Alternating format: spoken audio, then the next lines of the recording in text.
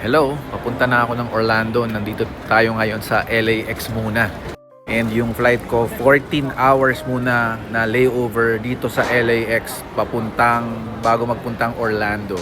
So kung ano-ano na muna ang ginagawa natin. Kanina natulog ako, humiga ako doon. Tapos ito rin, bumili ako ng trail mix, ngata-ngata habang nag-aantay. Shout out pa muna pala ang luggage cover ko ngayon. Courtesy of Jappy. Yan, kasama rin namin sa Next Comic Art. Yes! And ano na rin ngayon, 6 o'clock na rito. And usually, omad ako pero baka kumain muna ako. Ito na pagkain natin. Asian Mixed Bowls. Oh yeah!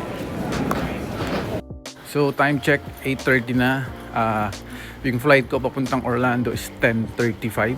So umasok kaya ako dito sa gate para wala nang problema, para maaga. Oh, ito para makita niyo yung view ng airport.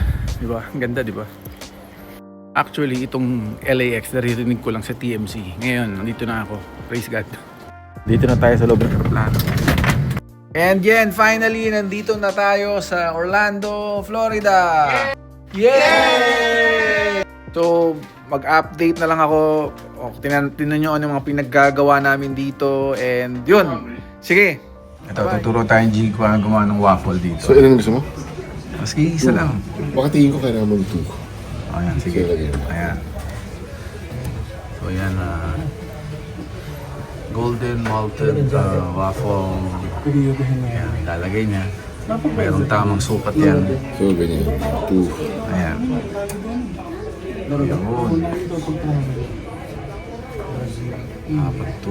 Nakasukat. Yun. So, after the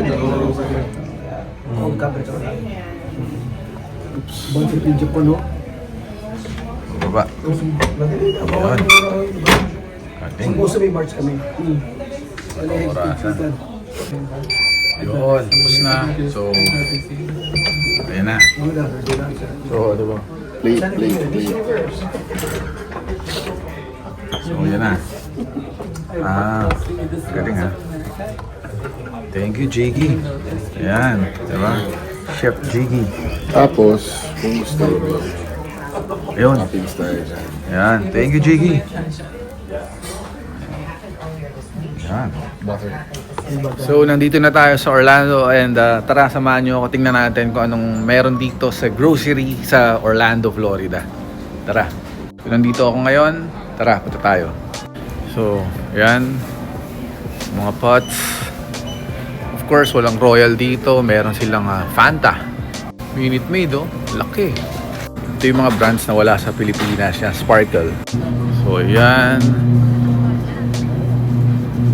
Happy birthday. Interesting to. Dried papaya slices.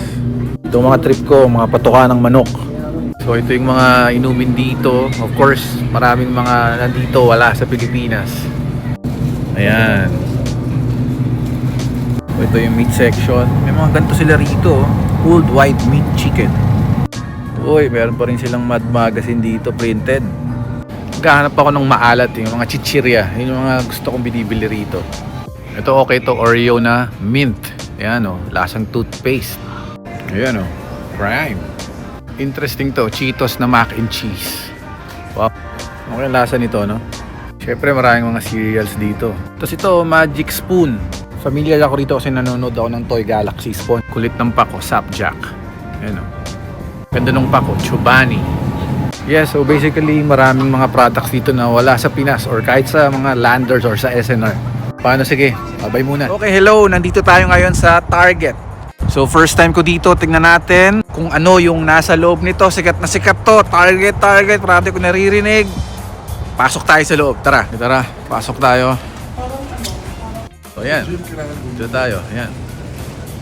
So, sabi nila, Target daw is one-stop shop. Kumbaga, nandito lahat. Nandito yung, ayan, may mga damit, groceries, may toys. So sabi nga nila, para daw siyang Rustans. Ganun yung idea. Yun nga, may mga mouthwash, may batteries, may tissue paper. So madami. Pero ang target ko, pumunta rito sa toys. Kasi sabi nila, mura daw dito yung Masters of the Universe na laruan. Tara, hanapin natin. Ito interesting. Yung Skittles nila rito, merong Crispy and crunchy. Ayan. Freeze-dried candy sa loob. Interesting. Uy, okay to. Liquid Death. Ang ganda ng cover nila, no? Ang ganda ng artwork. Actually, ano yan, flavored sparkling water. Wise, ang lakas ng dating. O yun, ito na yung mga toys. Ganda nito, nasa Caterpillar siya. Okay to, And ito lang hinahanap natin, yung mga Motu, Masters of the Universe. Kulit o Turtles of Grayskull. Tingnan mo niya, no? Kulit. Pero ito, Dogman, para sa may alam sa Dogman. Ito, Prince Adam. Kulit. Sobrang okay dito sa Target. Interesting toys at Target Orlando, Florida. Thing. Classic My Little Pony. Rock Sock Robot. Simpsons Motoy. Superpowers by McFarlane Toys. TMNT Toilet Taxi. Dr. Pyranoid Street Sharks. Turtles of Grayskull Toy. MOTUX Stranger Things. Prince Adam and Cringer. Ravishing Rick Rude. Ultimate Warrior. Undertaker SA Motor. Inside Out to Toy. Carrot and I Know.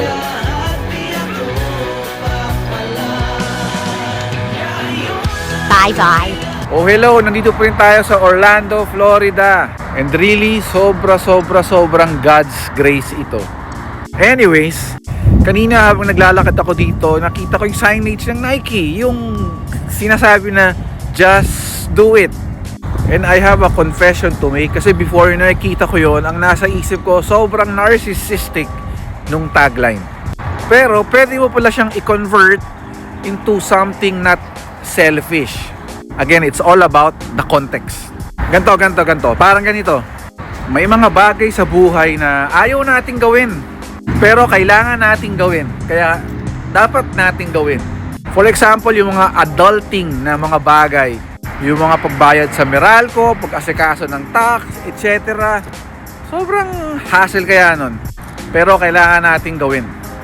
Just do it. Regardless kung ayaw mo or kung hindi mo feel. It's more than the feeling. Just do it. Kagaya ng mga mahirap na gawin na pinapagawa sa atin ng Diyos. For example, yung forgiveness. Ang hirap nun, ha? Pero, just do it. And of course, hindi ito nakadepende sa lakas natin o sa willpower natin. Dependent tayo sa lakas and strength ni Lord. With Him, just do it is possible. So yun lang, medyo nagbago yung perspective ko about that tagline. Pwede siyang hindi maging selfish. Yun, so nandito pa rin tayo sa Orlando, Florida. And ngayon meron tayong bibisitahin na art store dito. Yun yung pangalan, Sam Flax.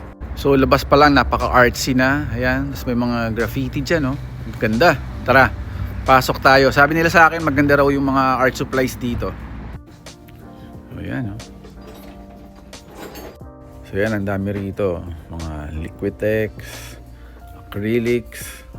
Ayan, no? Heaven to sa mga artists. Uy, ito yung brand ko na ginagamit sa Manila, Amsterdam. Ito yung mga canvases nila. Ang dami. Ito yung mga brushes. Ayan, iba-ibang brands. Uy, meron silang Holbein. Ayan, sarap ng kulay. Ito, may mga sketch pads. Ito, ang ganda nito. Ayan mo ito, pavement pastels. Oh. Ito, meron silang mga hinahanap ko. Brush pen. Ito, mga pang sculpt. Ito, mga plaster of Paris. Yan. Sobrang kumpleto rito. Ayan, oh. May mga ano pa, bungo. Kung artist kayo, nandito kayo sa Orlando, sa Florida, punta kayo dito. Sobrang siksik. Sobrang ang dami nyo makikitang mga gamit.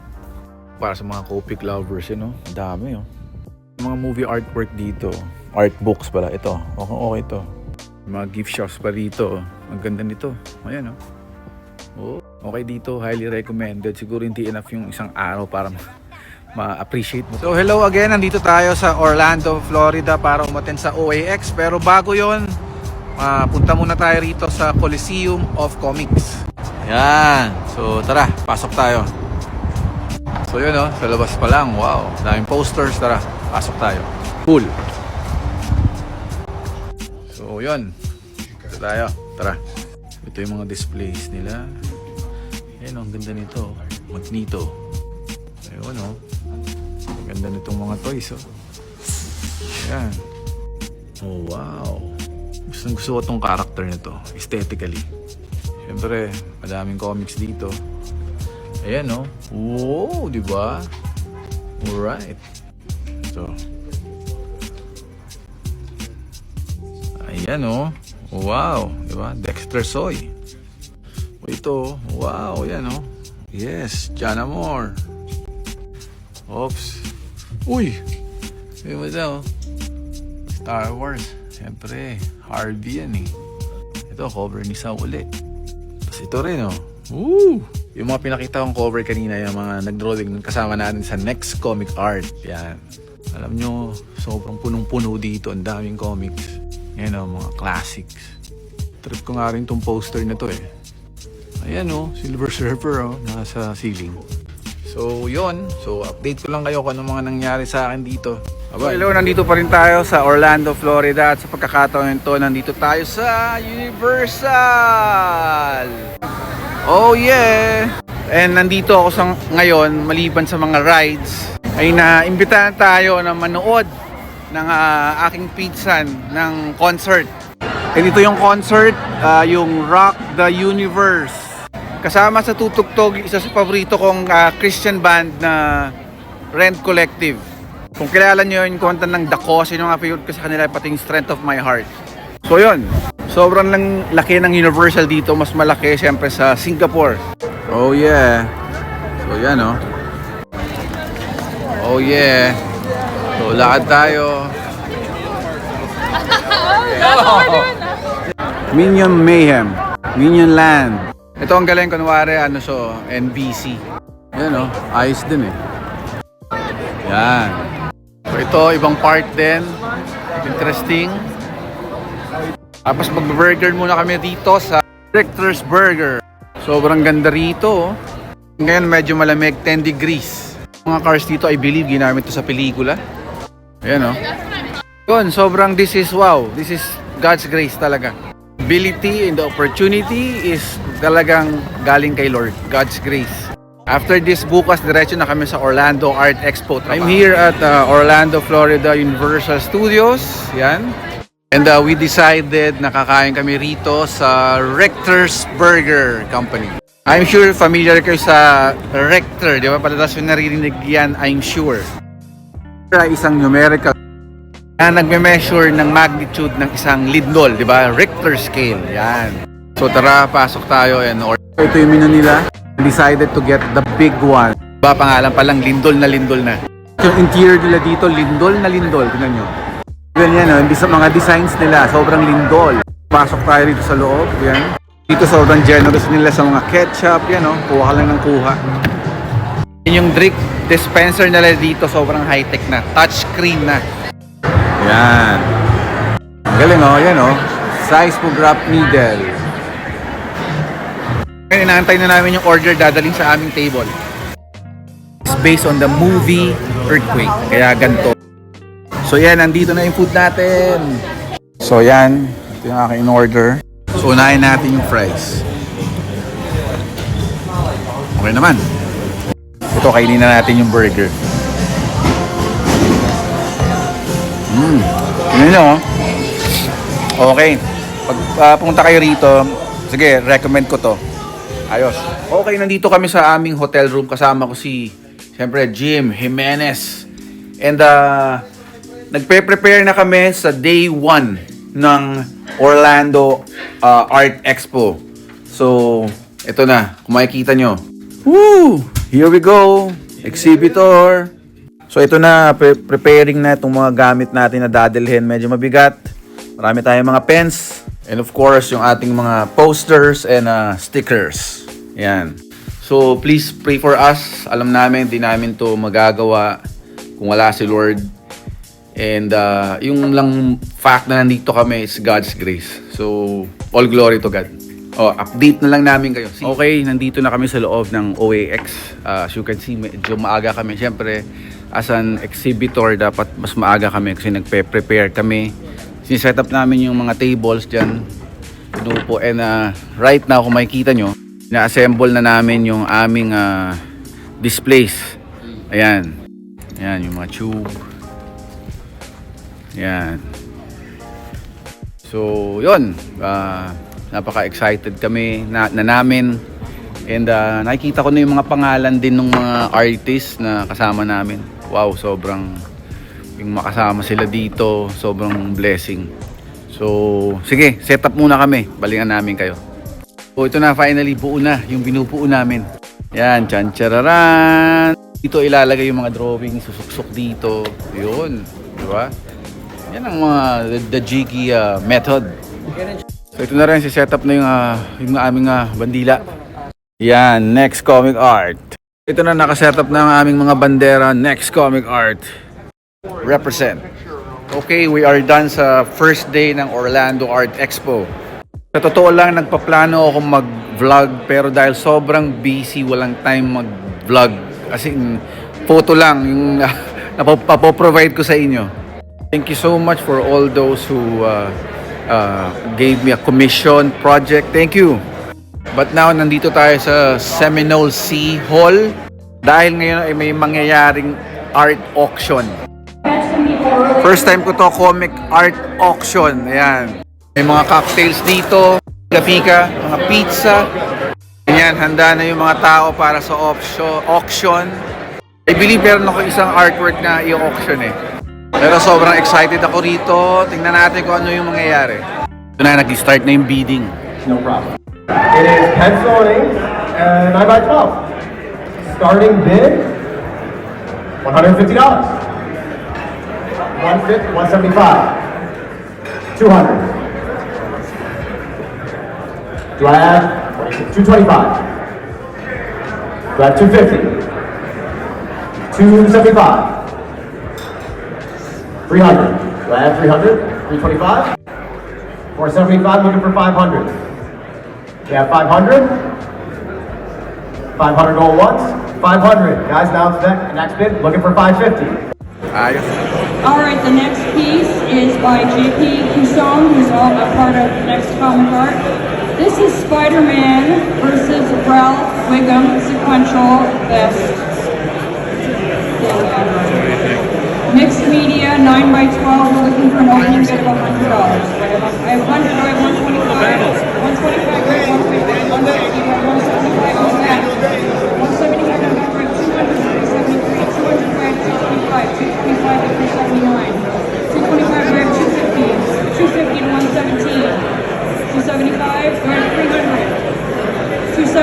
300 to 674, do I have 325, 325, 325, do I have 350, 350, 375, 375, 375, do I have 400, 400, do I have 425, 425, do I have 450, 450, do I have 475, 475, do I have 500, 500, do I have 525, 525, do I have 550, 550, do I have 575, 600, 625, 650.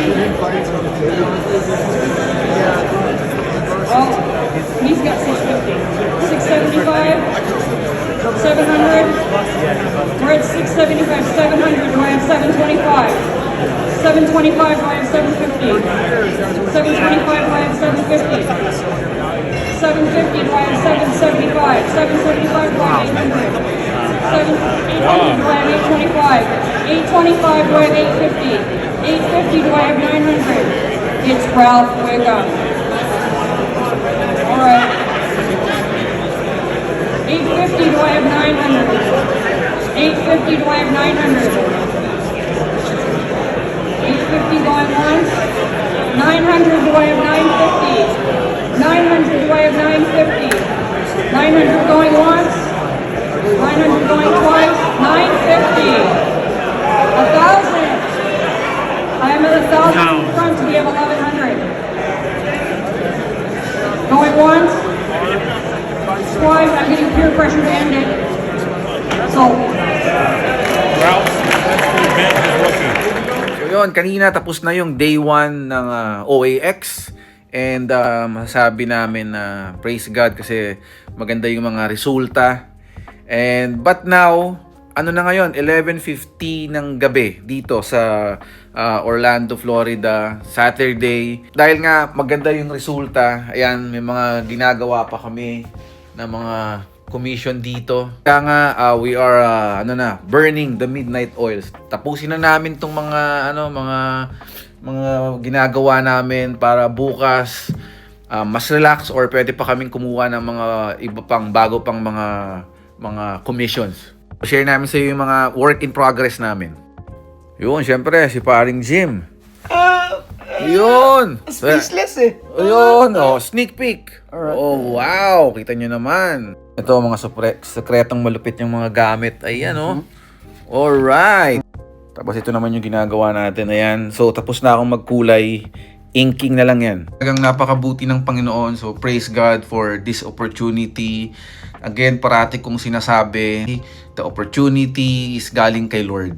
So, sa mga vlog na ginagawa ko, ang kapurihan ay sa Diyos. So, yun lang. Gusto ko lang i-share sa inyo.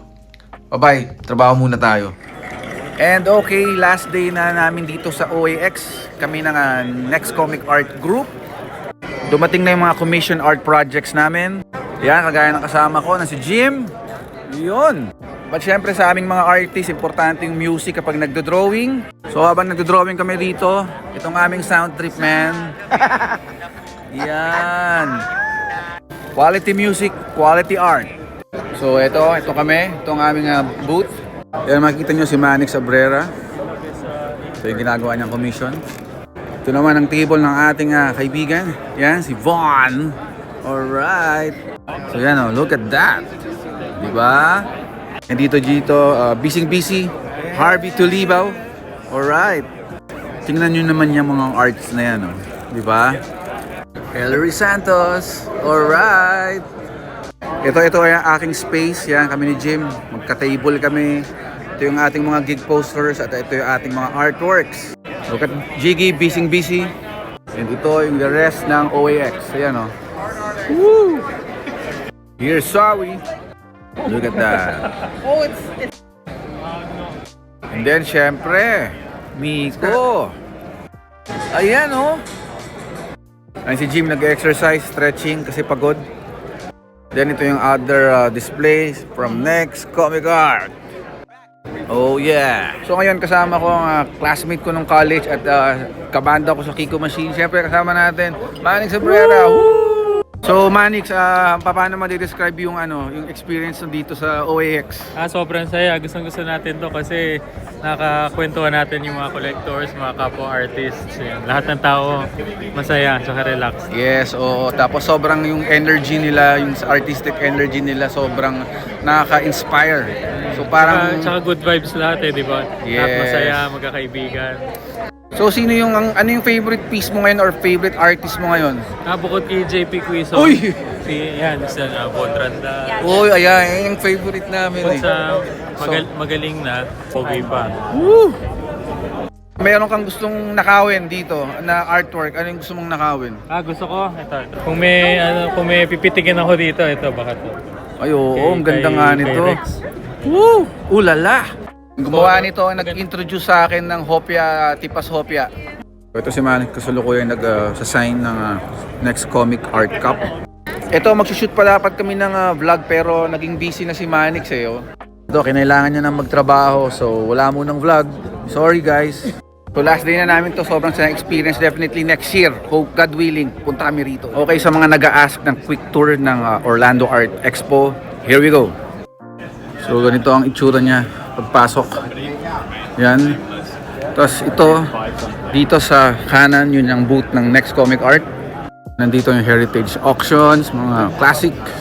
This one's the space of Felix Comic Art. Siyempre dito ang aming booth, Next Comic Art. Ito ang aking table. Ayan. Beauty ni Simon Bianchi. Here, booth ni Adam Kubert. Here, booth ni Jimmy Palmieri. And booth ni Adam Hughes and Allison Song.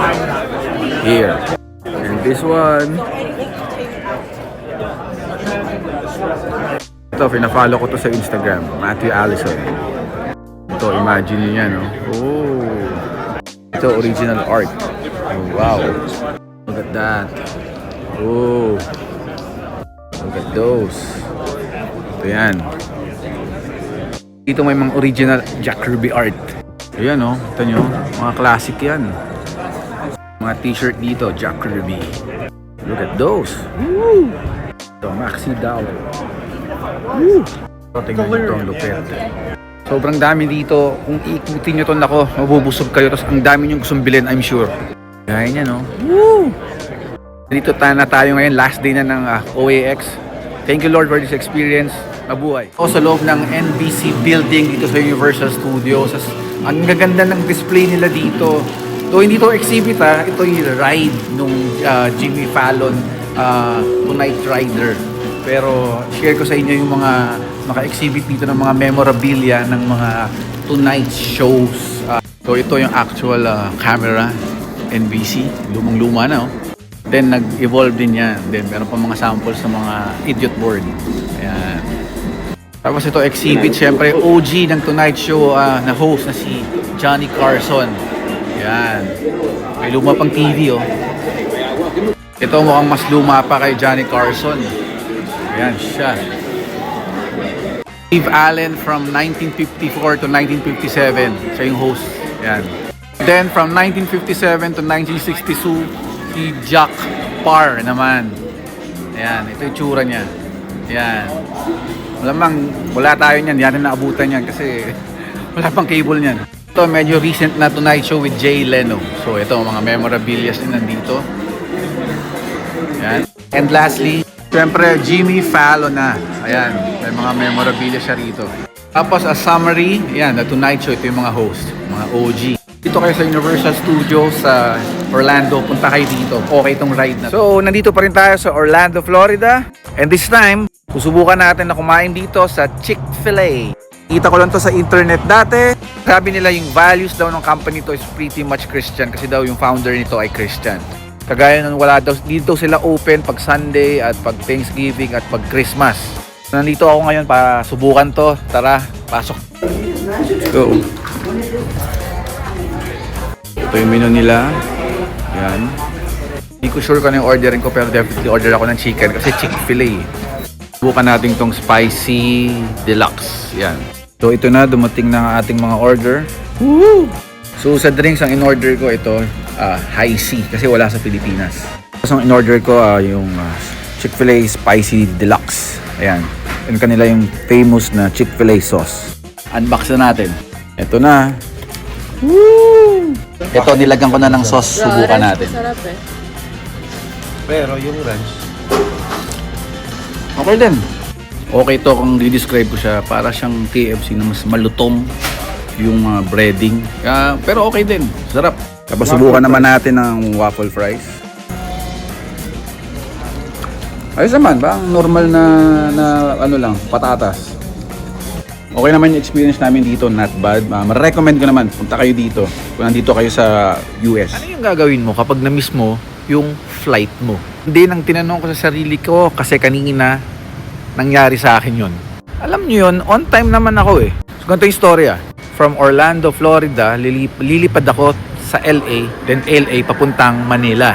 So pumunta ako ng Orlando Airport, then ayon sa freshly printed na boarding pass, yung gate na aantayan ko dapat ay gate 56. So tambay muna akong gate 56 since alam ko naman nandun na ako. Tapos meron dong flight monitor eh. Tapos sinisilip ko, hindi pa naman yun yung flight ko. Hanggang sa napansin ko, dumating na yung indicated time pero hindi pa rin nagbo-boarding. So sa punto na yon, lumapit na ako sa kung sinong pwedeng lapitan. At doon nga nalaman na they made adjustment at hindi na siya gate 56.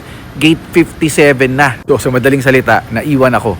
So halo-halo na yung naramdaman ko, kaba. Pero sa pagkakataon na yun, sinabi ko talaga, Lord, tulungan niyo ako. Hindi naman talaga siya problema, pero iniisip ko, pag nag-rebook ako, baka babayad ako uli. So lahat na ng mga Bible verses, sa mga about don't be anxious, surrender all your worries, etc. Parang bumalik uli sa akin. Naalala ko, God is my shepherd. And thank God, na-rebook ako to Miami, then papunta sa LA. The good thing is, hindi ko na kinailangan magbayad. And another fun fact dito sa storya, ang pangalan ng airline crew na nag-rebook sa akin ay Eli, na in Hebrew means, my God. So yun, nandito na ako sa LAX, and kung kagaya ko meron kayong aberya ngayon, remember that God has a plan, and God is our shepherd.